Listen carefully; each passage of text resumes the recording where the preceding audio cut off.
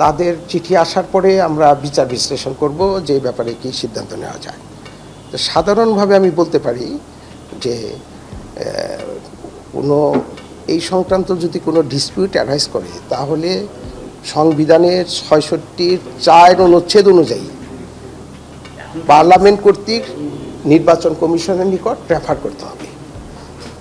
ওইটা পাওয়ার পর নির্বাচন কমিশনের রেফারেন্স পাওয়ার পর এ ব্যাপারে যথাযথ তদন্তপূর্বক তার সিদ্ধান্ত জানাবে। এখানে আইনে বলা আছে দলের থেকে পদত্যাগ করা, এখন উনি পদত্যাগ করেন নাই, ওনাকে এক্সপেল করছে। এই এক্সপানশন পদত্যাগের মধ্যে আসে কি না এটা একটা বিশ্লেষণের বিষয়, কন্ট্রোভার্সিয়াল একটা বিষয়। যদি এই ধরনের কিছু আমাদের কাছে আসে তাহলে তখন আমরা এটার উপর আমাদের নির্বাচন কমিশন তার সিদ্ধান্ত জানাবে এবং সেই জিনিসটা আসতে হবে পার্লামেন্ট থেকে। কোনো পার্টির মধ্যে থাকলে আমার যতদূর মনে পড়ে, আমি যতদূর বুঝি, নির্বাচন কমিশনের এর উপর খুব একটা করণীয় নেই যদি না পার্লামেন্ট থেকে এটা রেফার করা হয়।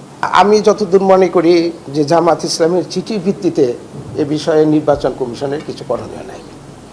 যদি একটা কারণ যে বিষয়টা আপনাদের মাধ্যমে আমি জানলাম, একটা নৈতিক স্খলনজনিত একটা বিষয়, এটার জন্য তাকে সরাসরি উনি নির্বাচনে অযোগ্য হবেন না। নৈতিক মরাল টার্পিচুটের জন্য যদি কেউ শাস্তিপ্রাপ্ত হন তাহলে তিনি বারিত হবেন। তো তিনি তো এখনও তো ওইভাবে বারিত হন নাই, তার শাস্তি হয় নাই, কাজে এটার জন্য নির্বাচন কমিশনের কিছু করণীয় আছে বলে আমার মনে হয় না।